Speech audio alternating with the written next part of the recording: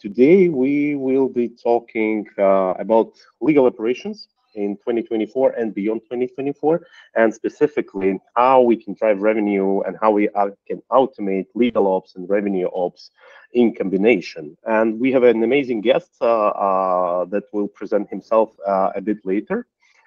But before that, let's take a look at some rules of the game for today's webinar. So everyone who is joining, guys, first of all, kind of keep yourself muted and video turned off. Of course, we are probably enforcing this as well, but in case, just for the sake of the conversation, the recording of this webinar and the slides that you see on the screen, they will be shared after the webinar with all of you later, so you can take a look at them, no problem with that. Share them with your friends, colleagues, teammates, and of course, use chat for questions. And you can ask questions at any time during the webinar. Whatever topic we're discussing, that shoot your question in the chat, and we will have 2 sessions in case we will have many questions. When we will try to answer your questions briefly, because we have a lot of topics to discuss during today. And of course, we will have a couple of polls, and I definitely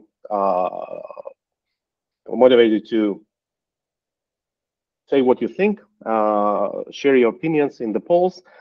It matters for all of us here. And of course, during the whole, let's say, webinar, questions, as I said, will be answered 2 times. And we can probably start. We have many people, over 15 people already online. That's good. Thank you for joining us today. And to start with, I would like definitely to present ourselves, who we are, and we will start probably with us. Mariana, hi. Could you please introduce yourself to the audience? Hi, everyone. I'm super happy that webinar is happening. And about myself, I'm a lawyer and I'm a founder of Avokaado. I've been working in a law practice for more than 10 years. I landed into the managing party position where I founded a tech startup, Avokaado.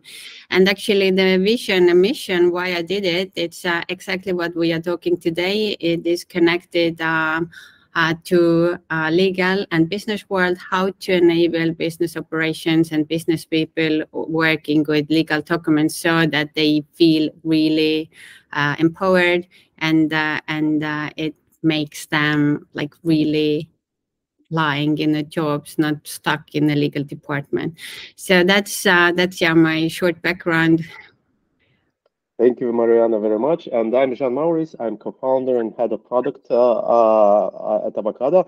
I do not have any law background, so to speak. We have 2 law professionals here, but I'm a product guy. So the whole my life, I've been building and deploying different systems and products to help companies with digital transformation, with automation, with innovations.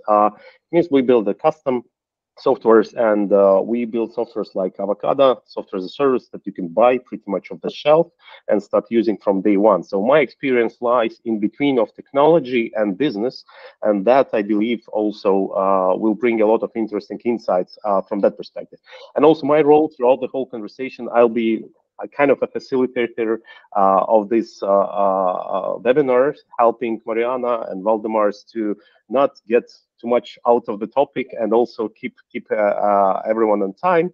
And without further ado, of course, we have an amazing guest today, Valdemars from Aleph. Valdemar. Hi, everyone. Thank you, John and Mariana, for inviting me to the webinar so that we can speak about legal operations and legal experience within the business. By way of introduction, yes, my name is Valdemar Steinbergs. I'm regional legal manager at Aleph.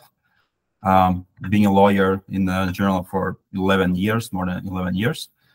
The Aleph that I represent today, I could say that generally the business, what we do is that we are connecting digital advertisers with billions of customers and consumers around the world, and we do that on the world's leading digital platforms like Snapchat, TikTok, Amazon, X, Reddit, and plenty others. Yeah, we help the advertisers to use these kind of like solutions, advertising services, solutions that the platforms provide, and we can like help the local advertisers to gain a benefit of that and understand how they can reach their audience and consumers around the world. What I can say is, so I joined Aleph kind of like more than 3 years ago. And at that point, I noticed that, like, from legal, as my role is a lawyer and need to take care of some legal matters, I noticed that something could be improved so that the organization could scale up faster when it comes to kind of like these legal operations.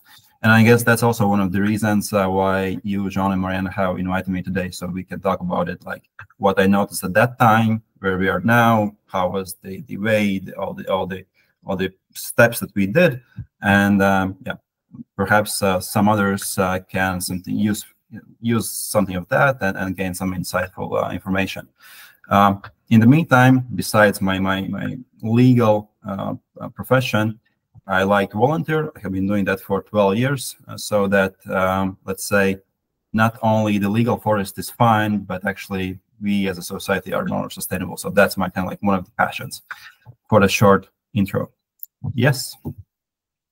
Thank you very much, Valdemars. It's awesome to have you here with us. And also, it's, I believe, a one-time experience when you see how the company goes through this transformation, especially with your product, in case our product that we are building for you to help you with your daily operations. So, and awesome, Mariana, thanks for joining as well. Before we start with first particular topic, I see like around 20 people already online. So I mentioned about the polls. So we are launching right now. Marit, I would like to ask you. I would like to ask you to launch the poll. We have a question for you. You can click on the icon in the top, in the bottom right corner, and you can see a poll with a question: what is your biggest pain at the moment? And there are several answers there as well for you that you can easily choose from. And of course, in case you do not find any, let's say, answer that fits your particular case, then you can add yours in the comments as well. So feel free. The poll will be open first half of our webinar, then we'll close it and we'll open another one. So take your time and answer the poll. And now I believe we can go into the first big topic to our speakers here. And I'd name it like, you know, there are lawyers as two of you, right? And on the screen, there's like two of you here, Miranda here, Valdemar's here. And there are like regular people, business people in every organization around us. And it's always kind of people thinking about the differences, how lawyers perceive documents, how people look at the contracts. So what's the difference? Maybe you can elaborate a bit from that perspective. Valdemars. Well, it's a very, very important question. Because for me as a lawyer, I know what Mariana says about it. But for example, on the left side, we see a contract. I would say it looks like a perfect document, a perfect contract with all the paragraphs, fonts, everything is clear. I can read it. So for a lawyer, I understand that. But once like other people, non-lawyers, salespersons, anyone else, they see it and there's like a lot of text, like, and then they still need to understand like what is important, like what's the like main terms for their business, for their specific business unit. It's a little bit more difficult for them to understand. And I like to bring one example. When we did like legal training in the organization, I usually show kind of like this. What we are talking about confidentiality, and I show like what actually entails the confidentiality clause, and it's like really a long one, like one A4 page. And for the non-lawyers, it's too much. It's just we're talking about only one thing, which is confidentiality, and it's too long. So what I want to say is that we as lawyers sometimes, or more than sometimes, we need to place ourselves in the shoes of the non-lawyers and like to see how they see the document, that for something what looks good for us and perfect document, perfect terms, and etc. It's not perfect for them. It's not understanding. So we need to kind of like change the kind of like how we approach reading the contracts, what we put there, and trying to explain the content to non-lawyers. And perhaps there are even some nudges how we can support that. Yeah, basically, Valdemar, you're saying at your LinkedIn profile as well that I'm not a regular lawyer. So basically, and actually to step out of the regular or traditional lawyer shoes, it takes a lot of empathy. So I'm actually working with people who are not lawyers, and they see that text just the legalese, which is complex, which for you is a perfect document. But when they have to work with that, it takes so much. I mean, basically, they even like in the picture, they don't understand that. They don't know how to operate between the clauses. They don't know how to edit them. And so you basically really not working or collaborating with your team, but you give them something they have to work with and they do not understand. And I mean, it's pretty interesting as well, because I know from my own backgrounds, like stepping out of these shoes, you really have to see how people struggle. So I have to change my perception. I have to start understanding what it actually means to the business operation or business people or whoever is working with the documents, how they perceive it and how make it better. And it actually gives them so much more control of their life, of the work, and participation. So it's accessibility as well to everything and the everyday work. So when the part of the work is really gray, then it's really tough for them actually to put them like, okay, go and do your work when you don't understand it. Yeah. Yeah. If Go I ahead, can Valdemar. I guess the question is why it would be necessary to place ourselves in the shoes of non-lawyers. And I think one of the things is that, well, if the others cannot understand the main terms of the contract, then perhaps we are selling something or providing something that we shouldn't be, or we are doing it in the wrong way. And if the others are not encouraged to read because it's too complicated, it's too much text, then in the end, right, there could be some losses or negative consequences for the company, or some even, I don't know, litigations and lawsuits, which everyone's afraid of, and etc. So that's why we need to place ourselves in the shoes of the others and encourage them to read and understand. And to help that, of course, we need to understand that the text is not the only way how we can provide information. There can be some other ways like legal design and etc. Exactly. So basically, it's like a very interesting development. So first you become a traditional lawyer where you work with your perfect documents, you're making them better and better. And it doesn't mean you have to forget about it. Definitely not. That's a kind of also you're getting more mature as a lawyer, and you start to understand like, okay, the people I'm working with, these are business people, and these business people actually work with other business people on the other side. So they have to understand, the other side has to understand. And when we are making things understandable, then as you said, you as a lawyer, you're winning too, because you can mitigate risk and people understand what they are doing, and you don't have to review every document afterwards when it's coming back with the signatures. What did they do with a like a scary feeling? I mean, is it everything correct? Because you cannot control it, which goes out to the Word document format. Yeah, but then again, it's not only about risk mitigation, right? It's about basically closing the deal faster. So if the terms for like your own teammates and colleagues, it's more understandable, then more likely to be understandable also for the other party. And I know if the contract goes to a lawyer of the other party, it will take like 7 days or 2 weeks to review. But if the, let's say, a buyer, the project lead on the other side reads the contract and it's like clear for them that, oh, there's nothing really difficult, it's straightforward what we are buying, then I guess it's a faster yes from them, even though the lawyers might say, oh, we need to check still something. So again, not only about risk mitigation, but actually speeding up the business. Absolutely. I remember I heard all the time, I mean, what the business people say about lawyers, you know that as well. When something gets into the legal department, then it's dead or stuck, right? So they really wanted to avoid it. So, let's not send it to the legal department, but how you can actually do your work enable. So you really want to be part of that.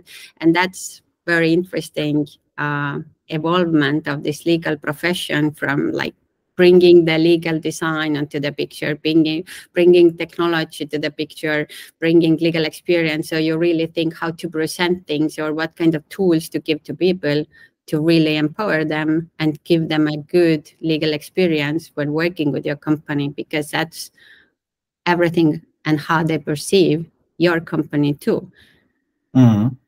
I totally agree. Yeah.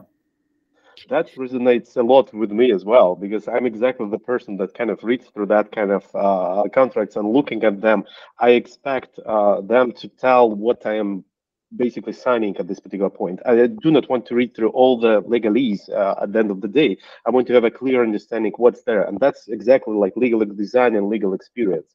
I believe this legal experience terms is also term is underrated a lot, because it doesn't include only kind of one part of how you design your contract or whatever. It's the whole contracting process that you have, how you send a proposed contract, how you negotiate the deal, how you collaborate on the contract, how you sign, and then how you basically renew it. But we touched this big topic, how to basically transform from a lawyer into let's say helping hand for a business, still being a lawyer. But what was the situation with in your case, Valdemars? What was the Aleph story? The story, well, and regarding the contracts and how we can kind of like facilitate the revenue process. These are numbers of Aleph right now, right? So we are in 5 continents. We have more than 60 local offices. We are delivering, helping advertisers in 130 markets. Employees is more than 1,000, and in the meantime, like the revenue team is more than 600 persons, so colleagues. So this is something that the legal team needs to serve from day to day, and the Aleph is the organization, like sales organization. We are working with advertisers, and as you saw perhaps previously, we have more than 22,000 advertisers. So that's a lot, and then we are in this active sales business, and yeah, well, perhaps 3 years ago the numbers were lower, but at that time it was visible that the pacing is quite high. We are having more clients, more advertisers. We are having more partners, and we are having more employees. So it seemed that, well, something needs to be done, because the legal team is, well, we know that legal team needs to do usually a lot, and it's objectively, because sometimes the legal team is not maybe very active, I don't know, modern, agile enough. They are doing everything in the old way, and if we want to kind of like not to be the obstacle for the revenue operations, then well, we need to find some solution, and that's where we came an idea that yeah, we could support the revenue teams with kind of like automation. I don't know, some new legal tools for the legal documents, which could speed up the things. Yeah. Awesome. But if we look at the size of your company, of course, not every company is that big, is that international, is that global, has so many people. But there are some criteria, as we know, when the legal ops actually can drive a lot of value and can bring a lot of value into the company. But Mariana, maybe a question to you. Does all those characteristics should fit, or any other company that kind of fits only one particular characteristic can also benefit from legal ops? Yeah, definitely. I mean, that's not like, when we look at these characteristics, that's you don't have to have it all.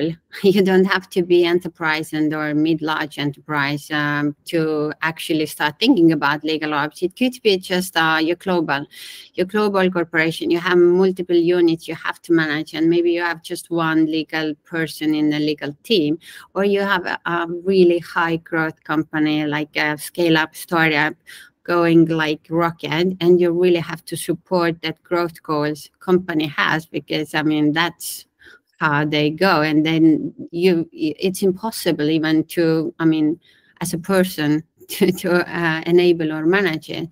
And then eventually, but basically, yeah, we can talk about legal terms, but it's also data, everything. But how you manage this data, how you collaborate with your finance team, with your onboarding team, these all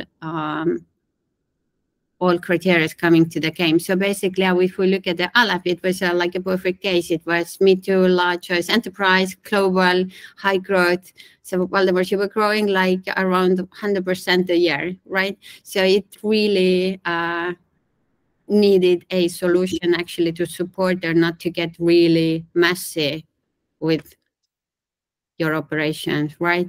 So it is, yeah, and the budget pressure. I mean, today, who doesn't have a budget pressure, right? So you don't need to hire more and more lawyers to review more and more contracts to support your growing revenue sales team.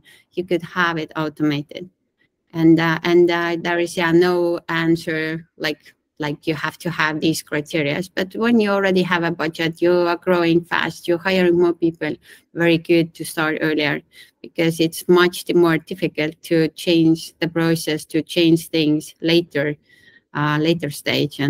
But yeah, that's Yeah. like the perspective. Yeah, so basically we are talking about legal operations, and here maybe we can elaborate a bit what it actually is in a very practical way. Yeah, I could just like a good quick intro, because yeah, legal operation, it's not it's not a super new term, and it's not a super old term neither. It started like around 2000 when legal operation started to evolve from the enterprises. Like they saw, like we're growing, we need to support different teams, we are getting global, how we actually managing, and there also the efficiency. So what are the roles? So that's like, as I said before as well, it is very much an intersection of the business and legal. And it's not only, yeah, doing the traditional legal work, you're part of the business team, you're part of like strategic planning to support those goals. Yeah, yeah. Okay, now I suggest we really get practical, right? Because we are here with Valdemar's and Aleph case, and I believe our audience is quite interested in how did you start this initiative, and what was your journey throughout that story? Yeah, well, definitely, I can share our experience.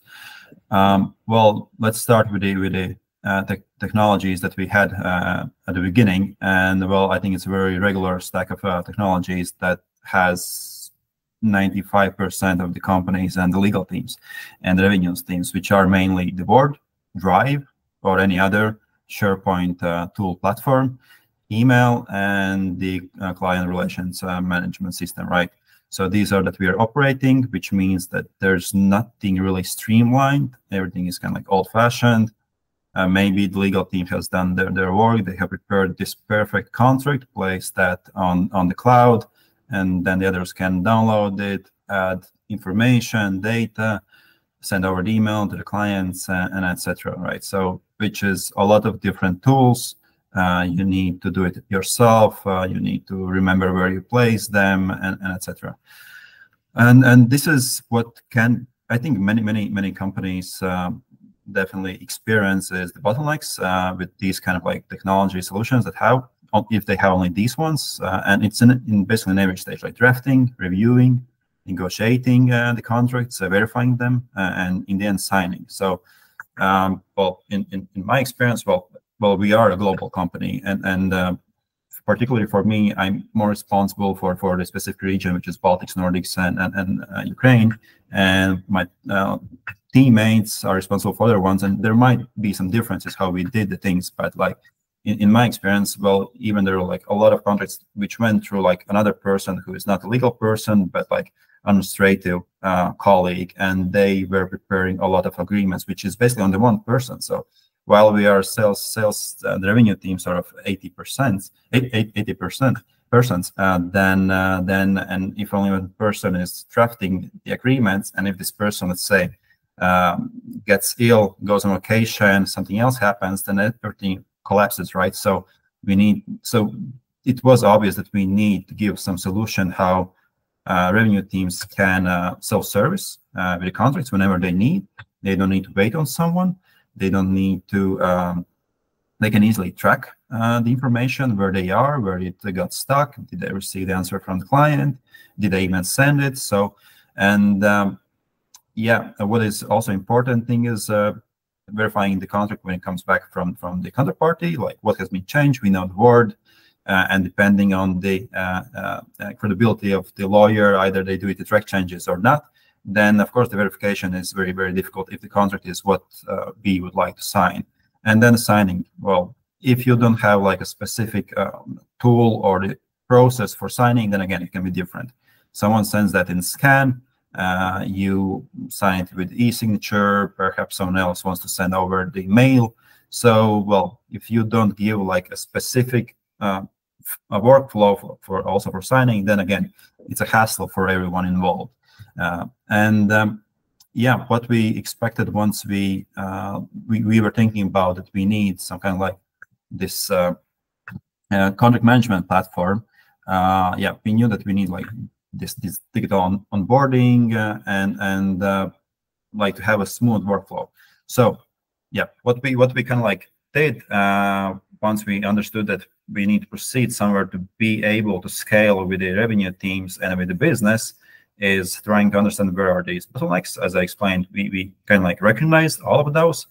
And then we start like drafting the requirement list for this, what we expect from the vendor, which could provide the contract management platform or something similar. So even for like myself, I didn't know at the beginning what it entails, what like these platforms like Avokaado can even provide. So, but what we like understood, like talking with the other stakeholders and also with the other legal team members, is that yes, if we want to go for the kind of platform, it has to have like a full cycle. So starting from drafting, reviewing, negotiating, sharing with the clients, receiving the comments, signing, storing. So everything, it has to be in the one place. So again, there's no back and forth with the drive, email, and etc. Then authentication of the templates. That it can be self-service. Collaboration, as I said, the negotiation is online with the counterparties, and because it means that, for example, legal team can jump in on the platform, they can see where is the country, they don't need to ask, hey, please resend the agreement to me, then someone forgets, or you forget yourself and it's in your mail. So there are a lot of things which are like bottlenecks, and that's why you need everything this online. And one kind of like, I think there are many important things in this requirement list, but I think what was like very, let's say, not only important for the legal team, but based actually for others that the legal team serves, that the platform, the system needs to be user-friendly, the interface, and a good user experience. Because if something is, again, we discussed before, if something is too difficult to understand and there are too much, buttons, it's not convenient, then again, it will be actually something else that you burden the revenue team. They will dislike it, and in the end, like perhaps you will have achieved that you have implemented the platform, you're paying for that, but no one uses because it's just user unfriendly. And we know that, well, of course, any company has CRM. We still have emails. We have some cloud services, right? And if there's another like technology added, which is just inconvenient, then yeah, most likely you won't achieve the get to the purpose why you want it, something like this. All right. Looking at that, it's sometimes it's easier, okay, we defined the requirement list. We have understanding what we want. We identified bottlenecks, but in many cases, the implementation is the worst part of the deal with any like big software at this scale. So maybe you can share like some insights, and maybe Mariana can add some generic comments on how to actually deal with the implementation. That's the weakest spot in the whole process, as far as I see. I just give Valdemar a minute, but I wanted to maybe comment that I mean, it's one process, and it really depends what you really want, you will get. And actually, in the worst case scenario, you may also get that what you wanted. But when you start, I mean, it's like when legal teams finally have an option to really get the product, and then there is a like lot of opportunities, what direction to go, then you really have to stay focused. I mean, what kind of problem you're solving? Because if you make that list maybe too extensive, maybe you don't need some features, you make that vendor selection process too complex to yourself as well. And you really have to talk about roadmap as well, because you need to understand where this actually the solution is, like what direction they're driving, and does it match your own needs? Because I don't think that any of the solution meets 100% to all requirements, but you do need to understand like what company you're working with and how this collaboration is going to look like. And yeah, like Valdemar's list was not too like what we presented here. It was really small list, but we also know like you could get like tons of Excels with different functionalities, high requirements, which are must have. And then you can go like really deep into this requirement list as well. But again, if you know exactly what is the biggest pain, how you want to solve it, and then you make it like focused and sharp and small, then it's easier as well for you to select and then look at the roadmap. And the implementation part, as we know, this kind of product doesn't implement themselves.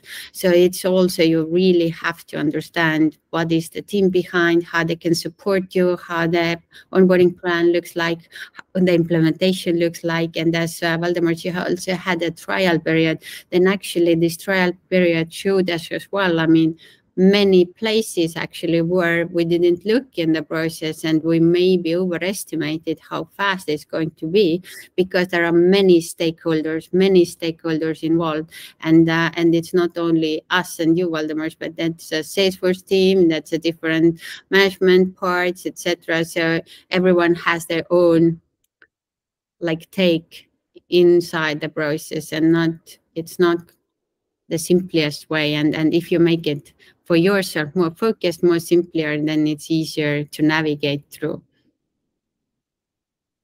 Yeah, well, many things what you said, that's true, and those also applied to Aleph. But since we are here about like what it took for us, well, of course, it depends on the scale of the company, and if it's a smaller, then I guess it's faster and easier. And then perhaps the only question is the budget pressure and an approval from one person. But like at kind of like global and large company as Aleph, well, you see that we kind of like started the conversation about this in 2021, and then we started POC kind of like a year later. And that's what I think is kind of like natural for the large companies. There are many stakeholders, and you need to talk with like many of them and get on the board. And while you're in the conversation, something changes, right? So again, you need agile and to like be persistent if this really is something that company needs. So, but then finally we get to the like trial or the implementation. And what is important during this is then who will be this the execution team who will actually work on that. Of course, there could be also like someone from the revenue teams, maybe someone from the Salesforce administration teams, maybe some on the technology, so they can support something with a bit, I don't know, connections, integration, something like that. But basically, the ones who keep the pulse on the implementation, I would say, is the legal team. So, and in this case, like, again, if it's like a company of, I don't know, 10 to 50 people, then perhaps one lawyer can do that. But like as such large company as Aleph, one person cannot do it, even if that's a contract management platform with automation. So in this case, I'm glad that we have like a really good legal team, which consists of these 20 people, great lawyers. And actually, that's like where we are right now. That's the success of the legal team, because everyone like were involved. They understood what is the platform, what are the features of this, the functionality, and then they work with their own like regions where they're responsible for the legal matters. Like, okay, they know what kind of contracts. There are some specifics. They know maybe the people, the revenue teams has like different perceptions how they do business, so they know those people the best. So together with this legal team, like we were like pushing the implementation and keeping the hand on the pulse.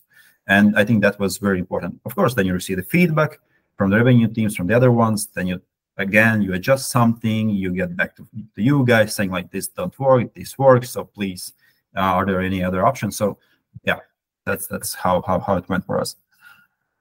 Interesting. And March 2023, now March 2024, we can celebrate our first anniversary, right? Actually, yes, I didn't talk about it, but yeah. Officially, yeah. Awesome.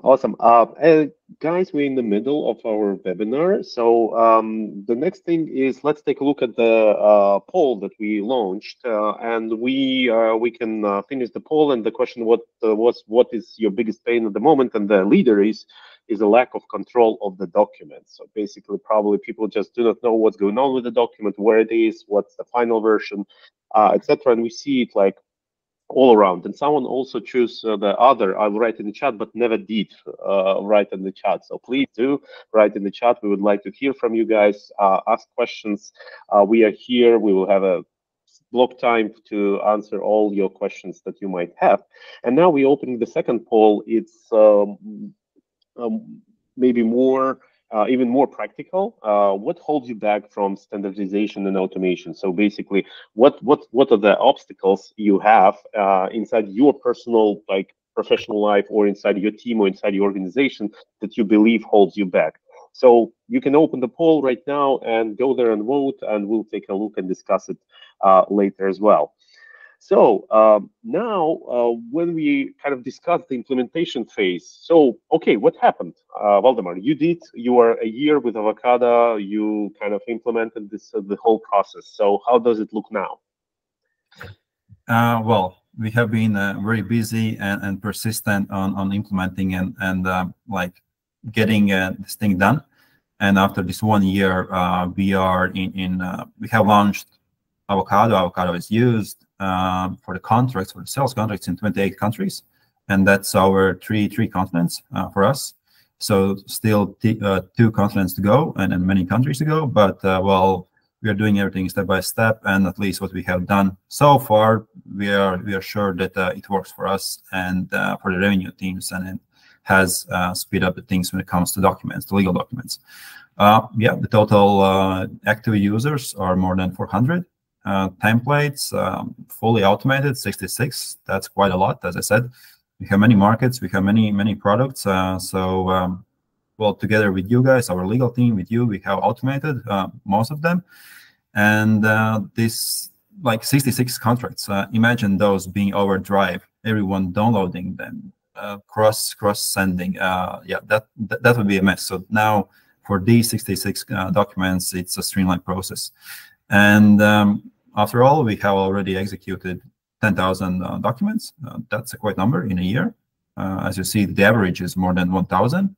It means, and many thousands we still have in progress. So it is actively used. Yeah, it works. Yes, I guess perhaps also we as legal team, we can still adjust something and improve and to get it even smoother. But so I think the main purpose that it can like makes the revenue process, revenue teams smoother, that's achieved.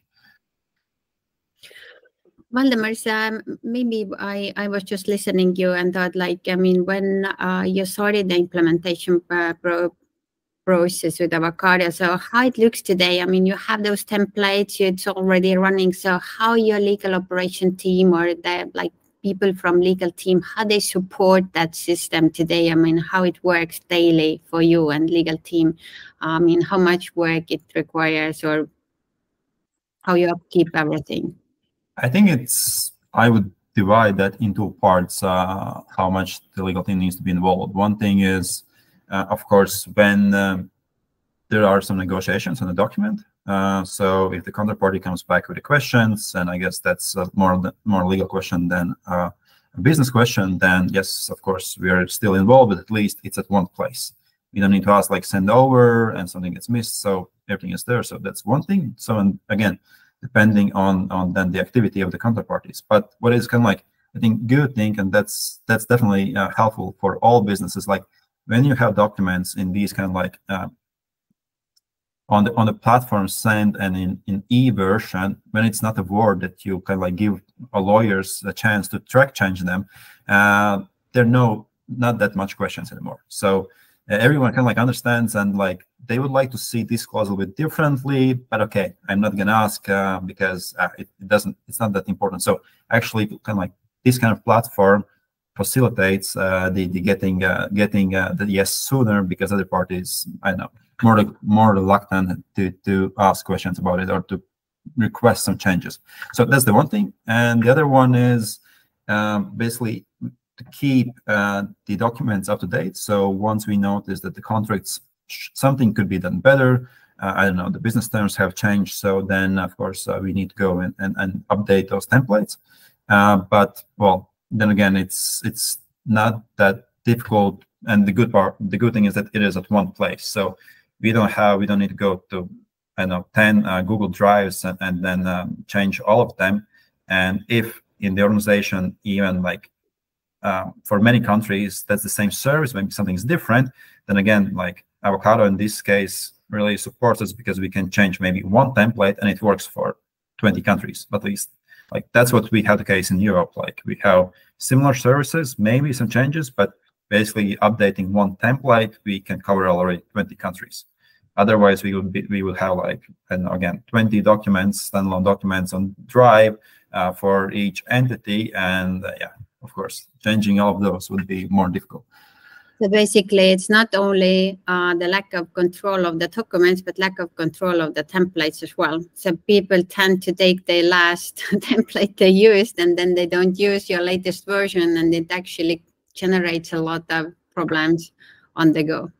No, definitely. But we are not unique. I think everyone has encountered the situations when, of course, like you can update something on drives or on SharePoints, but if there's no rule that you need to take, you need to go through a streamlined process through a platform, then always we are humans, and there will always be someone who says that, well, this was like from last week, and this is on my desktop, so it's fine, right? But perhaps something has changed. We already know that there was unfortunately some gap with the legal consequences, so we had to update the contract or something else. So it's not that we cannot rely on documents that are on our desktop. And if you don't have like this kind of like one digital platform, one place, then you will never control, because there will be always some excuses why something didn't go as it should have been.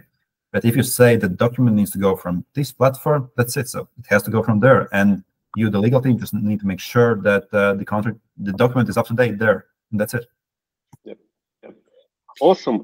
Impressive numbers. Very interesting story. And I believe actually it puts us exactly into the perspective of what contracting, when the legal ops are properly implemented, means, for example, for the sales team, right? So, because when we talk about sales team, like old school, that's, as you, Aldemar, mentioned, you kind of open a word, right? You type some in, you kind of replace everything in the brackets highlighted as we know, and then you send it over via email, right? So that's not how we envision an Avokaado, and that's exactly not how it works in the case of Aleph. I believe kind of what we do is we stream data from the source. It might be a Salesforce, it might be a Pipedrive, it might be a charge system, or whatever you use, and the data is correct. So the data, there is no human error whatsoever. You're not copy pasting anything. We are streaming the data right into the contract.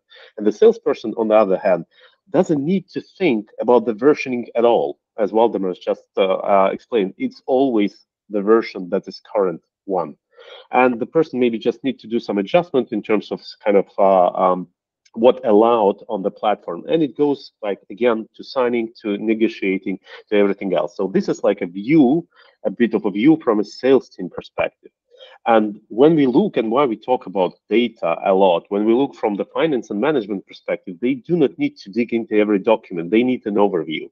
And that's exactly where this like data that we stream into the contract, and then we reveal it not inside the contract because it's there, but we reveal it on the data registry level, where you see all your contracts basically with all the data, counterparties, contract values, deadlines, clauses, and everything else. And the data you kind of build inside the Avokaado system, or like similar systems whatsoever, is controlled by you. So basically, Valdemar's with Aleph, you build guys like 66 templates, and I'm 100% sure all our other customers have built completely different things, different types of templates with different fields, with different data streams and what's not, because every business is pretty much unique. But finance and management teams, they see it from that perspective. And of course, we're not forgetting about like our legal teams, right?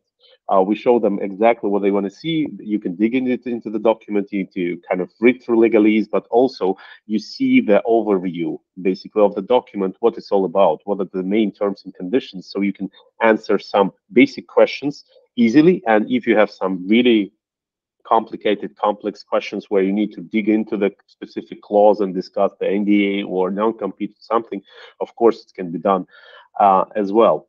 And looking into this like transition into legal ops, from your perspective, Valdemar, what's next? What's next, and what do you, let's say, suggest to our audience to look at while you're thinking, when you're thinking about moving into legal ops and automation? Well, yes. What's next for us? We have been working this 1 year to get it done for 28, 30 countries. But we, as I said before, we have many still to for which we could implement Avokaado. So we will be working on this. Then we see that this can be useful not only for the revenue teams, but also for the HR teams regarding the HR documents. So we also looking for that because there are documents which can be done in bulk when it comes like certain time at the year. I don't know, people changes positions, their employment terms changes, so those can be done like in bulk. So this is something we're looking for. Otherwise, yeah, as I said, we are more than 1,000 employees, and I guess everyone could benefit from automating some things there. As for the you mentioned the automation, what we could benefit from that. I guess I will get back to what you just explained, like about the data. I guess that's also something we can still be better, and I guess that's something we can and we will have to work on our contracts so we can get this data better, to pull out data from the contracts. You have showed that it's possible, and yeah, that's something that we will work also on that. And I would like to say that yes, our legal team will go and kind of like get benefits of the AI, because well, everyone needs to mention AI and to say that well, they are using this, so they are modern. But to be honest, at this moment, well, I don't know how we can use it. Yes, we are testing some like these machine learning tools, or how they are called, but well, we are just testing, so we will see if anyhow helps us. But I guess the AI, you will talk about it. But the practicality is to kind of like sum it up. What I would recommend for others that are in the position to make a decision or to make an initiative about implementing kind of like a contract management platform for streamlining revenue operations. So, well, always it begins with analyzing the needs, what the organization needs, what the employees, the other stakeholders need. So if you are a person from the legal team and you can say like, oh, I will have a bit easier to negotiate the contracts, it's basically not a selling point. So in the end, it needs to be that the time are saved, you get a yes faster, you avoid some risks, you avoid losses. So those are things that are important for the business and for the stakeholders. So that's something to consider always. Engage stakeholders early, depending. Okay, I would say even regardless of how big is the company, as early you get stakeholders involved in this conversation, it's better. You will get there faster, get to the trial period and even implementation. Yeah, if you're thinking about like, oh, I need a lot of like these specific features. Think about it. Do you really need them? And perhaps then you put, if you still need them, then look, I guess, look for the vendor which has out-of-box solutions already, because customization is more work for the same project lead, other stakeholders in the company if you want to customize something. So again, it will be more work and more resources and more costly. Change management, how you involve people who will use, so basically, in our case, revenue teams, how they will get to use the new platform, who will lead the management, the project, who will implement that. So in our case, that's the legal team. So that needs to be considered. Do you have time for that? Actually, data migration. Are you using the previous contracts that you have the company? Are you migrating them and having quality of that? Integration capabilities, that might be important for every company. Scalability, if that specific vendor or platform, like will they still be able to support you if you grow with 100% each year? That's a question. Perhaps they are not able to do that, maybe. So that's also worth to consider. Definitely security and compliance of the platform. Definitely nowadays, like many risks, litigations, reputation, well, a lot of bad things can happen.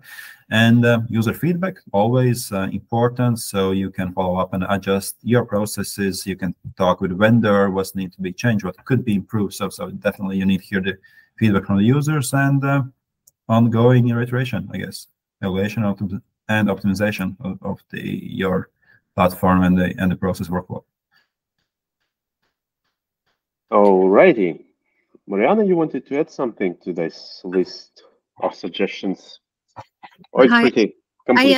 I am previously softly touched the topic already. So like about the focus, sharp focus. I mean, what you want, and then really you're getting what you want. So be aware with your ask. So it is, it's a very good list, Valdemar. And actually, I had something to elaborate, but when listening, you already forgot about it. Sorry. No problem. You can always ask in the chat. Yeah. But no, I had one comment. I remember now. So Valdemar, basically, I mean, because it is really important, and we see it every day when the teams are going to the management. And as we said, nowadays, I don't know any budget which doesn't have a pressure. And when you're going to the management and you really want to start acquiring the new platform or whatever system for the company, so basically you have to go there and say like, yeah, I need that one to make X amount more money, right? I think that's what the business is about, generating money, right? So of course that's the main. That's what we will do if we would have a better process. That's what actually will happen. Or you will say we don't need to hire X amount more people to support that much team, and that's the cost we save.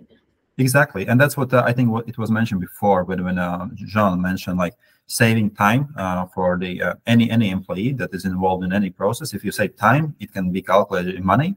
So that's another. Okay, it's not generating, but actually still you gain some plus, and because of that, you perhaps don't need to employ new people for specific tasks. So again, you're basically gaining and benefiting from that. So definitely.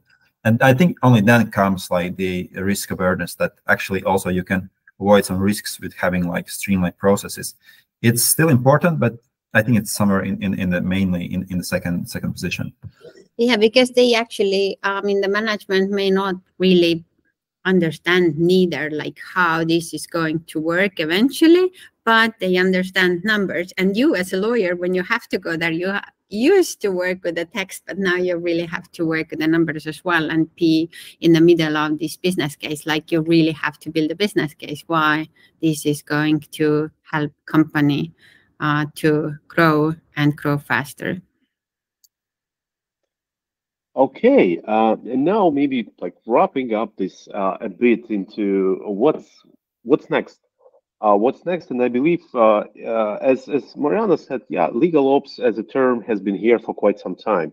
But I believe there are still so many organizations, teams, and companies around the world that are still struggling with the same problem that Valdemar explained, but maybe not at this scale, maybe at smaller scale, maybe even at bigger scale. But the trend where it's going, it's basically going out from a documents world that kind of appeared because all the contracts were printed 10 years ago, right? Now they are digital, and it's going into data and people. What it means that we need to change our mindset a bit while we are kind of addressing those contracting problems and trying to build some kind of automation and do the digital transformation. We need to start shifting our understanding from writing emails to actually building decision trees and workflows. From just like we look at text, no, we look at data that's inside the document. And by data, I do not mean only like contract value, but also data is the clause, the risk that is there. It's also data, the fees, the penalties, that's all data. And of course, not cross-referencing something, but connecting documents together, connecting through parties, connecting through like bigger documents that were signed before that. And of course, stop copy-pasting. I believe that's pretty much clear for everyone. Implement smart fields whatever you want, and not treat contracts as files. as documents. Contract is a data, it's data structure. And as Valdemar's actually mentioned, and I believe everyone have heard many times about AI being on the rise at the moment, and I added this the mighty AI that can kind of tackle all of those things and can be part of all of those pillars that are here. But when we talk about AI, and if you are building those requirements, I believe, guys, you can elaborate on that. But AI is a very specific thing. Sometimes AI works, sometimes it doesn't. And when you uh, use AI for a business critical thing, be aware of potential these kind of things. That's an actual picture that AI created of people shaking hands, right? Really, people shaking hands, right? But hands are a bit weird there. So talking about AI, I believe we should be aware that it's not always how it's supposed to be.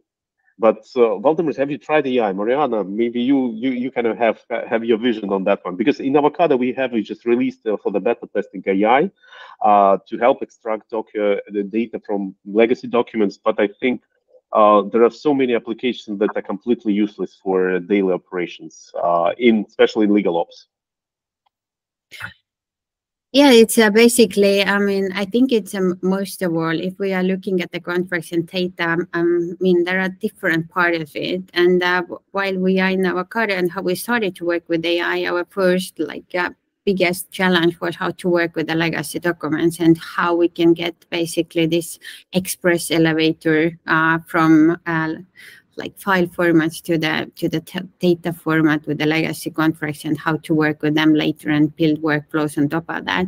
And I think it's going to be a super game changer to the most companies. So you don't have to go and read through a document, search for them, but you have like full transparency and data just in your hands whenever you need to. And that's I think it's that approach what we chose with the AI with the first product is super cool. And I mean, in the future, I mean, because of this approach and because of the data of the contracts and how you can leverage it further with AI, it's I mean, the different approaches, how you work with the data or how you work with the context.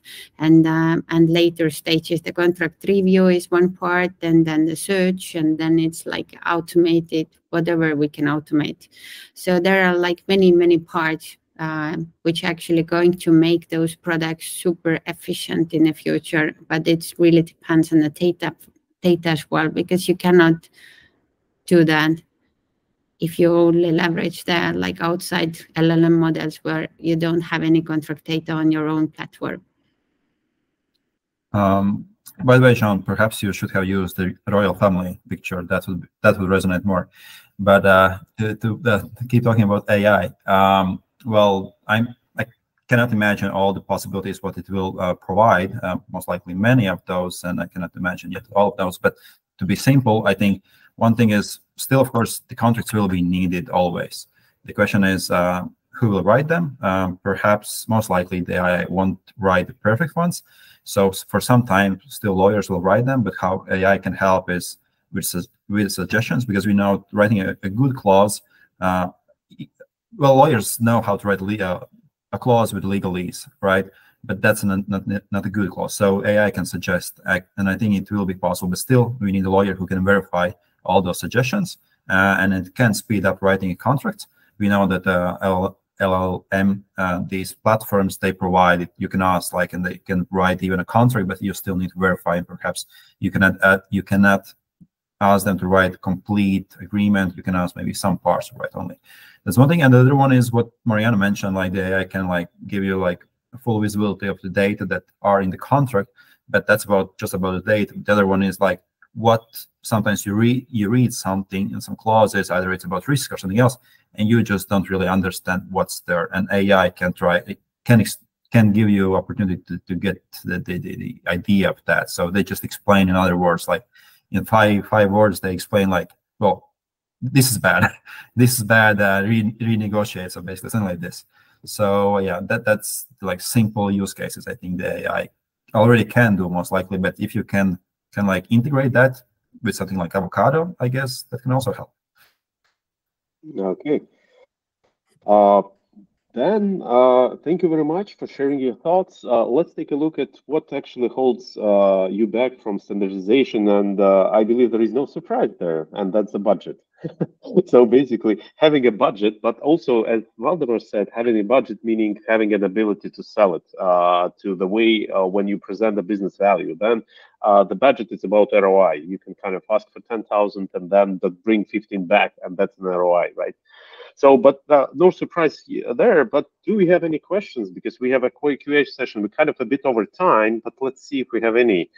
I know that we live in the region that's quite shy in terms of questions, but we have one to Valdemar's. How to get buy-in from stakeholders to implement a new tool to legal or revenue ops? Top 3 tips. So I would refer to what I said before. So one thing is that it helps closing deals faster because there are no back and forths. That is one thing. So if you close the deal faster, then most likely it helps you with generating the revenue, right? The other one is if you close the deal faster because you are decreasing some routine work for sales teams or for revenue teams, it means that in the meantime, now they can use this time for more sales. So again, a good thing. That's the other one. And third one is, yeah, perhaps you don't need to hire more people for the same thing, because now, as John mentioned in one of the slides, like perhaps person spends almost 2 days a week on these very primitive things regarding contracts, and well, it means that if you have this kind of like tool, then you don't need to hire new persons because everything will be quite soon. You can do it faster.